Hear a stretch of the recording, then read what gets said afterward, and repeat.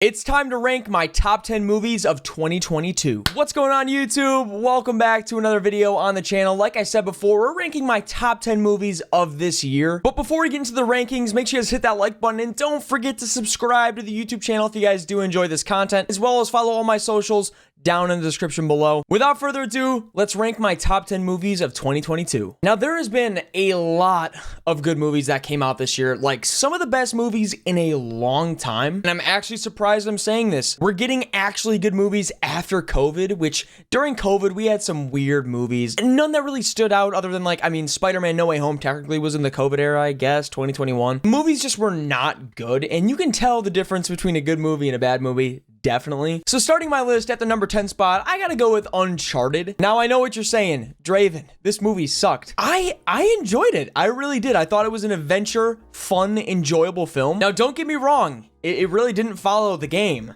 which it was kind of supposed to because it's based off, well, the game. I think Tom Holland did an amazing job as Nathan Drake, and I really just enjoyed it. It just felt fresh. It felt new. It felt fun, and I really enjoyed this film. Moving on to my number 9 spot, I gotta go with Prey. If you don't know who Predator is, well, you need to figure it out because he's scary. Very scary. I love when this film takes place. It just gives off fresh, new vibes. Like, all the other Predator movies are pretty good, but it's like futuristic. This one, they kind of take it and go all the way back in time to like cowboys and Indians, and it's just really fresh and cool. I wouldn't say it was scary, but it was action-packed, and there was a lot of freaking death scenes, man. It was awesome. Moving on to the number 8 spot, I gotta go with Guardians of the Galaxy Holiday Special. You guys already know I had to put this in here. This movie is so good. Now, I know it's not really a movie, technically it's like a special presentation, but god damn it, I'm putting it in my list because it is so freaking good, fresh, fun, enjoyable, and gives out the best Christmas vibes, man.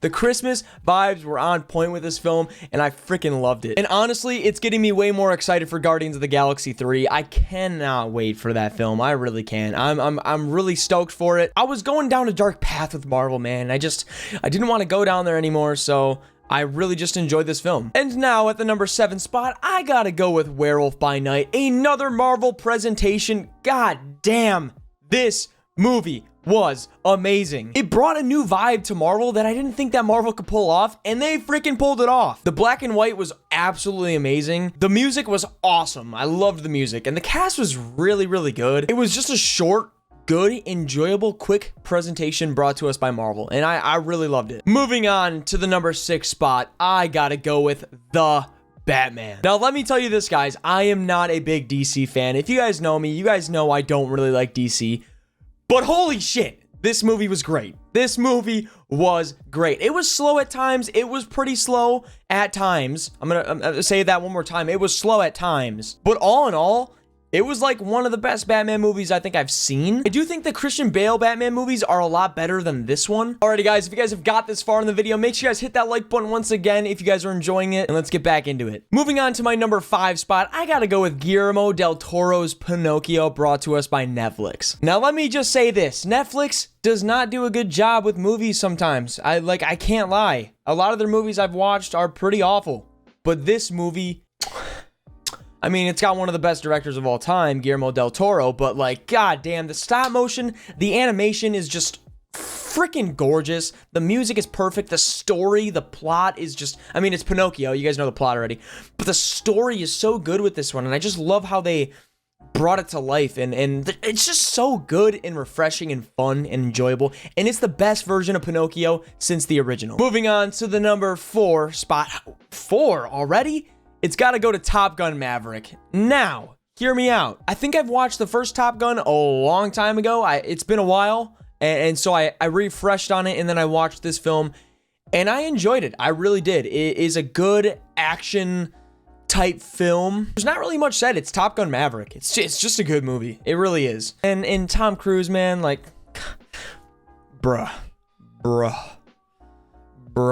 Moving on to the number 3 spot, I gotta go with Black Panther Wakanda Forever. I went into this movie not knowing what to think, and I came out of this movie an absolute freaking champion. This movie was great, beautiful, and I just love how they brought Shuri to life as a character and making her the next Black Panther, which is freaking awesome. Obviously, the ending has a couple cool things that happen. Remembering T'Challa was amazing. I just love how they're remembering Chadwick Boseman as a great, phenomenal human being and a person in this film.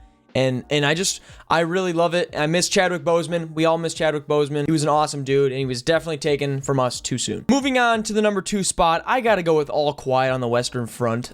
Oh my gravy. If you guys have not watched my review on that, it's gonna be in the top corner right here. Go watch that review. God damn, this movie is good. This movie is good. The visual effects, the scenery, the characters, the emotion.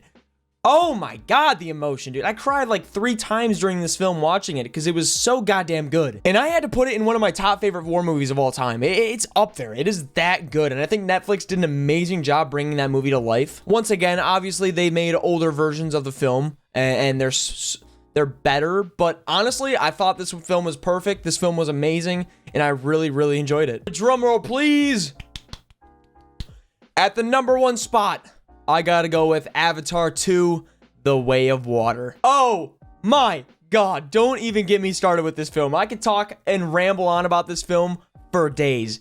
It is so good. The visual effects, the music, the cast. Sam Worthington does an amazing job, as well as Zoe Saldana. Oh my God, they're just, it's an emotional film. It's gorgeous, it's beautiful, and it's my favorite movie of the year. It really is, and there's nothing that can top it. Like, there honestly isn't. This movie is so beautiful, so perfect, and it just got over $1.1 billion worldwide. So, suck on that, haters, man. But honestly, that was my top 10 movies of this year. If you guys have a top 10 list and you guys want to leave it down in the comment section below, please do so. I want to see what you guys' favorite movies of this year are. Don't forget to like this video and subscribe, and I will see you guys in the next video. Peace.